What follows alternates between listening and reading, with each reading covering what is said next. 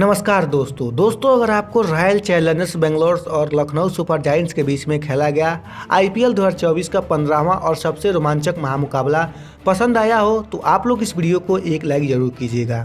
इस वीडियो का like target से 100 लाइक्स, तो आप लोग इस वीडियो को दिल से लाइक जरूर कीजिएगा।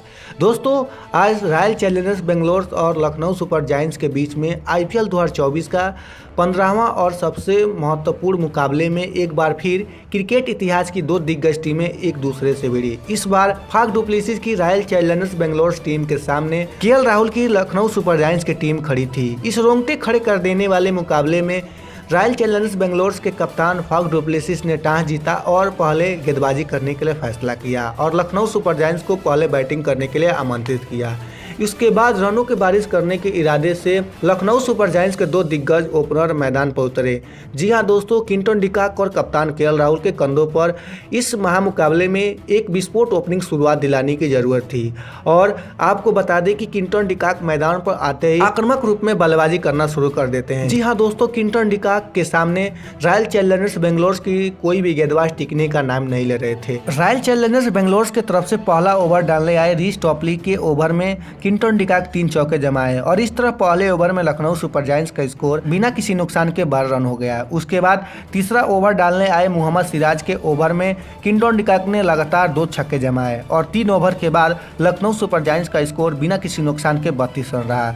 उसके बाद छठे ओवर की दूसरी बॉल पर रजत पाटीदार से लखनऊ सुपर जायंट्स के कप्तान केएल राहुल का कैच छूट गया। अगली ही बॉल पर मैक्सवेल ने उन्हें मैक टैगट के हाथों में कैच आउट करा दिया और केएल राहुल जो है 20 रन की पारी खेलकर आउट हो जाते हैं। अब जो है क्विंटन डिकॉक का साथ देने के लिए देवदत्त पडिक्कल क्रीज पर आते हैं और लखनऊ सुपर जायंट्स की पारी को आगे बढ़ाते हैं। पावर प्ले में 6 ओवर में लखनऊ सुपर जायंट्स का स्कोर 1 विकेट के नुकसान पर 54 रन रहता है। 7वें ओवर की दूसरी बॉल पर गेन मैक्सवेल से क्विंटन डिकॉक का कैच छूट गया।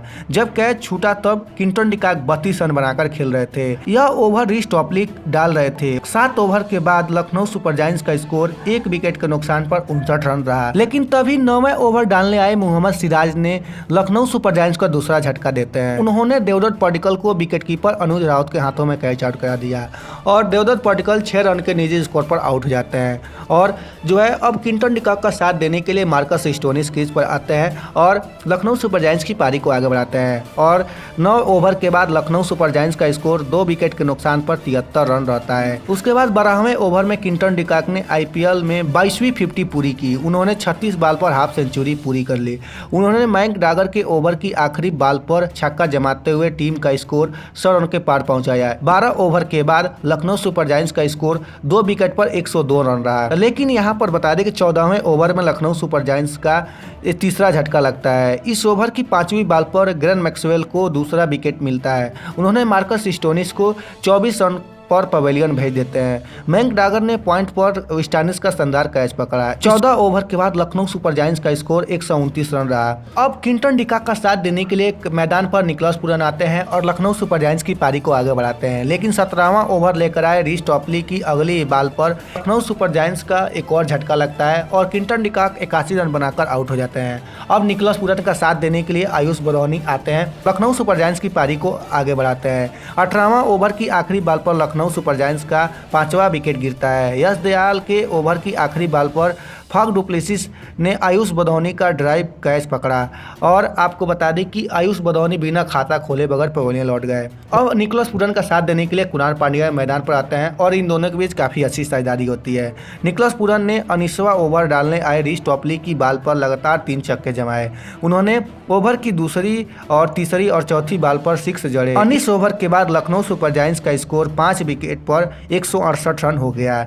उसके बाद निकोलस पूरन ने 20वां ओवर लेकर आए मोहम्मद सिराज के ओवर में 13 रन बनाए। उन्होंने इस ओवर में 2 छक्के भी जड़े। पूरन ने 21 बॉल पर नवाद 40 रन की ताबड़तोड़ पारी खेली। इस पारी के दम पर लखनऊ सुपर जायंट्स ने 20 ओवर में 5 विकेट गंवाकर 181 रन का स्कोर खड़ा कर दिया और रॉयल चैलेंजर्स बेंगलोर को 182 रन का टारगेट दिया। 182 रनों का रन चेज करने के इरादे से रॉयल चैलेंजर्स बेंगलोर के दो दिग्गज ओपनर मैदान पर उतरे। कप्तान फाफ डु प्लेसिस और विराट कोहली के कंधों पर अपनी टीम के लिए एक विस्फोट ओपनिंग शुरुआत दिलाने की जरूरत थी और यह दोनों ओपनर्स आते ही काफ़ी शानदार लय में बल्लेबाजी करना शुरू कर देते हैं। खासतौर से देखा जाए तो कप्तान फाफ डु प्लेसिस अपने टीम के लिए काफ़ी अच्छा शुरुआत दिला दिए थे और हर गेंद को चौके छक्के में डील करना स्टार्ट कर दिए थे। लेकिन यहाँ पर बता दें कि 5वें ओवर की दूसरी बॉल पर बेंगलुरु को पहला झटका लगता है। यहाँ विराट कोहली 16 बॉल पर 42 रन बनाकर आउट होते हैं। उन्हें एम सिद्धार्थ ने देवदत्त पडिक्कल के हाथों में कैच कराया। सिद्धार्थ ने IPL का पहला विकेट लिया है। इस ओवर के बाद बेंगलुरु का स्कोर 42 रन पे एक विकेट रहता है।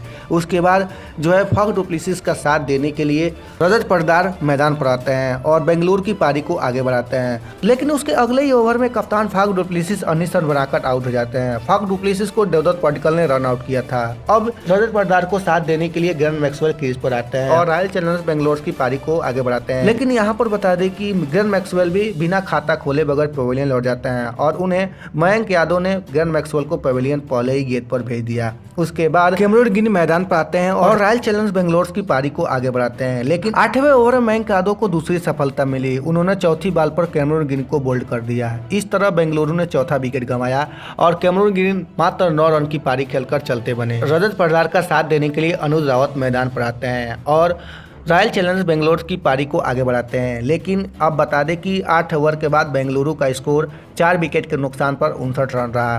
टीम ने 10 ओवर में 63 रन ही बना सकी और रजत पाटीदार और अनुज रावत क्रीज पर रहे। यहाँ से टीम को 60 बॉल में 119 रन की जरूरत थी। 12वें ओवर में कुणाल पांड्या से अनुज रावत का कैच छूट गया। रावत ने रवि बिश्नोई के ओवर की चौथी बॉल पर मिड विकेट पर खेली, लेकिन कुणाल पांड्या कैच नहीं ले सके। अगली 2 बॉल पर पाटीदार ने बाउंड्री जमाई और 12 ओवर के बाद बेंगलुरु का स्कोर 4 विकेट पर 85 रन रहा। 13वें ओवर में बेंगलुरु ने 5वां विकेट गंवाया। मार्कस स्टोनिस ने इस ओवर की 5वीं बॉल पर अनुज रावत को 11 रन पर आउट कर देते हैं और देवदत्त पडिक्कल के हाथों में कैच आउट कर देते हैं और अनुज रावत मात्र 11 रन की पारी खेलकर आउट हो जाते हैं। अब रजत पाटीदार का साथ देने के लिए माइपाल लुमरोड मैदान पर आते हैं और पारी को आगे बढ़ाते हैं। 13 ओवर के बाद रॉयल चैलेंजर्स बेंगलोर का स्कोर 5 विकेट के नुकसान पर 94 रन रहा।